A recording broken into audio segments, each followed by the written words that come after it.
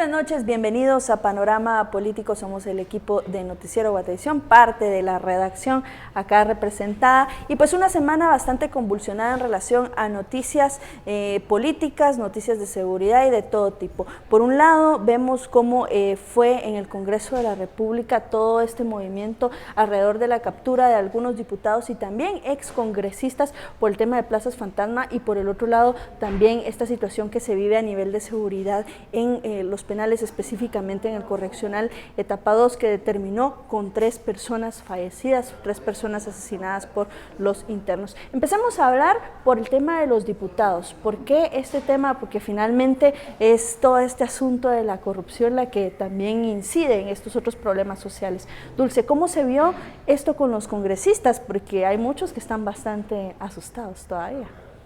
Claro, y es que al final creo que van a tener miedo a aquellos que saben lo que han hecho por muchos años. Y es que la captura que se da el miércoles, también muchos diputados lo tomaron como una presión, que es como la misma cantaleta que siempre han tenido, tratando de justificar las malas administraciones de diputados cuando han estado al frente de juntas directivas. En este caso, creo que era algo que ya se esperaba. Tarde o temprano esos diputados tenían que caer, porque ya todo el proceso de antejuicio había llevado más o menos un año desde que se presentó la solicitud con tantas recusaciones y demás. Entonces al final creo que ya era algo que se esperaba. Lo que sí es que aún hay muchas dudas de qué va a pasar con juntas directivas anteriores, porque en 2014, por ejemplo, la que presidió Aristides Crespo, no se menciona, por ejemplo, en este caso a 3 diputados que integraron la junta directiva, y que hasta el momento no se sabe si realmente va a haber una investigación contra ellos también por haber integrado esta directiva. Estamos hablando, por ejemplo, de Mario Falla, también estamos hablando de Barquín y de otra diputada más que estuvo en el Partido Patriota. Y en el caso de 2015, pues sí, toda la junta directiva ya está señalada, y lo más delicado aquí es que la cabeza, quien encabezó esa directiva, Luis Rabé, sigue prófugo de la justicia, y hasta el momento pues no se ha habido alguna luz de dónde podría estar, o si realmente algún día va a poder regresar al país, o va a regresar extraditado o de cualquier otra manera a rendir cuentas por su mala administración que tuvo en 2015, cuando se dieron casos, y ya se ha dicho por parte del Ministerio Público, de plazas fantasma, contrataciones irregulares y ese abuso de poder, de aprovecharse del cargo para ganar o a favorecer a sus allegados con ciertas plazas en el Congreso, que al final era un botín para todos, no solo porque podían colocar los salarios que quisieran, sino también porque nadie los fiscalizaba, nadie decía nada, y la nómina en ese momento todavía estaba muy guardada y nadie decía nada. A ver, pregunto, ¿sorprendió o no sorprendió la captura de estos congresistas durante esta semana? No lo sé, lo que yo sí creo es que ahora uno entiende las últimas jugadas que vimos en las últimas 3 semanas de intentar pasar una amnistía para todo lo actuado de manera administrativa en el Congreso, para representantes, para empleados, para asesores, ¿verdad? Que, por ejemplo, el diputado César Fajardo, exune, ahora declarado independiente, fue uno de los signatarios que después, cuando todo el mundo preguntó ¿a quién se le ocurrió? ¿Por qué le están empujando? Pues el niño resultó huérfano.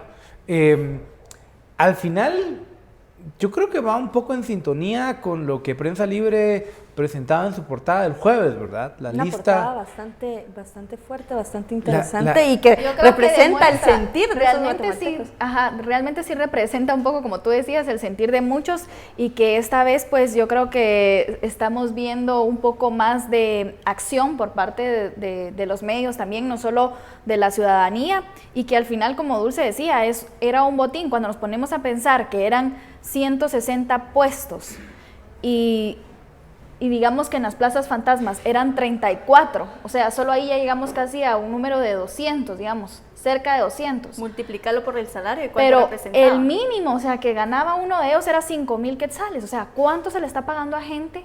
¿Cuánto se le está pagando a los propios diputados? Comisión al respecto. Y realmente Yo sale creo de la que bolsa de los esto, guatemaltecos. y yo sé que quizá el tema de la plata es como que lo que más afecta a los guatemaltecos, pero iba un poco más allá, iba un poco por el lado de la impunidad con la que operaban los diputados y esta especie de hasta robavueltos, pues, porque estos son los casos pequeños, como decía la misma portada de Prensa Libre que habla Otto, falta lo del caso Rich, que eso puede, no hay que dejar de vista una puede cosa, explotar peor. que todavía no hemos visto casos de estos, pero que sabemos que existían. Los diputados en sus distritos le pedían a los ministros y a los secretarios de Estado que les contrataran gente, que les abrieran espacios y el diputado recibía a cambio de esa plaza X cantidad de dinero. O sea, hay plazas fantasmas en el Congreso de la República, pero dentro del organismo ejecutivo deben existir casos de plazas fantasmas de la administración de la UNE, de la administración del Partido Patriota, y no dudo que de la administración de Jimmy Morales, y eso podría explicar mucha de la presión que la bancada oficial está ejerciendo sobre funcionarios como la ministra de Salud. Y no solo de plazas o contratos laborales, también podemos hablar de propias contrataciones a empresas de muchos diputados o de allegados a diputados, es que se había dado a conocer. Un caso muy paradigmático y que se dio fue el caso de Huehuetenango con Sofía Hernández. Si se recuerdan, el año pasado, justo la hija también tenía una plaza ahí, la tía, la hermana, el sobrino, todo mundo, y estaban cooptados. La y hija al final, ahora diputada. Y presidenta de la Comisión de Salud. Que te pones un poco a pensar, y que bueno, y que la quiere haciendo, interpelar ahora. Y que están entonces, haciendo cualquier esfuerzo por presionar. hay que ver un poco todo esto, y aparte, no solo los diputados, como lo mencionaba Otto, FCN Nación, en lugar de ser un partido que va a defender a los ministros, porque debería ser el oficialismo que respalde a sus propios funcionarios, es un partido, una bancada que totalmente está en contra. Ya lo decía la ministra de Salud también, que no sentía el respaldo de FCN Nación, y no sentía el respaldo precisamente porque ellos tratan de buscar a través de sus distritos beneficios para ellos o sus allegados, pagar esos favores políticos que deben, y al final creo que también es algo que hace falta ver un poco más allá, al interior. Y también hay que recordar que FCN es un licuado de Partido Pero Patriota, también Partido porque- Libertad Democrática Claro. Renovada, y también de la política tradicional. Pero también porque, siguiendo esa línea, ser diputado oficial es el mejor negocio en el Congreso, porque se tiene acceso directo a los ministros del Ejecutivo, a los secretarios de Estado, y también regularmente, como las presidencias de la Junta Directiva están en el oficialismo, o el oficialismo tiene una injerencia muy grande en la Junta Directiva, pues también se tiene acceso a los negocios que ya estamos viendo. Y por cierto, negocios de distintos colores, porque siempre hubo una queja de ¿por qué no le entran a la UNE? Pero si Carlos López, el señor López Villatoro y César Fajardo eran UNE en ejercicio. De hecho, César Fajardo era una persona muy cercana a Álvaro Colón y Sandra Torres, era el secretario de Actas. Y Era el aparte que los miraba los casos- temas legales. Bueno, eso sí no sabía. Y fue fiscal también de la UNE. Pero sí. en eso sí no tuvo éxito. porque Fundador ahora del están partido. divorciados. Bueno, fundador del partido UNE.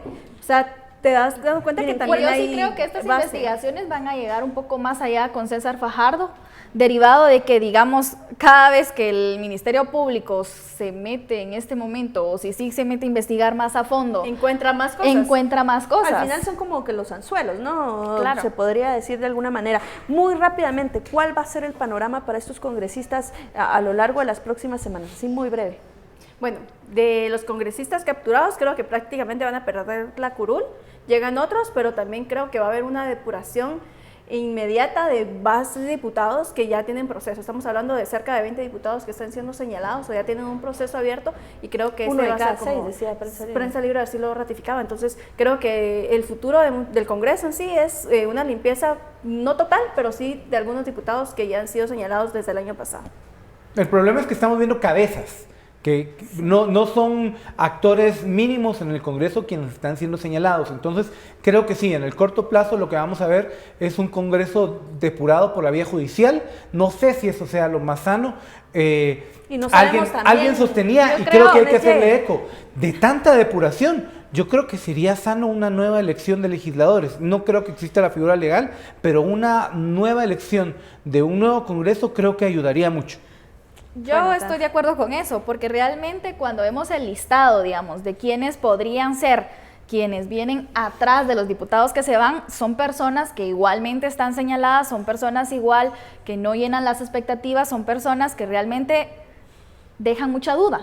Entonces, no hay como un cambio realmente si se van estas personas. Bueno, lo que es un hecho es que, como decía esta famosa frase del 2015, una frase que fue gritada en las plazas, esto apenas empieza. Entonces veremos la evolución de todos estos casos en los tribunales y también la incidencia directa en el Congreso de la República y la legislación. Vamos a un corte comercial y les agradecemos que continúen con Panorama Político.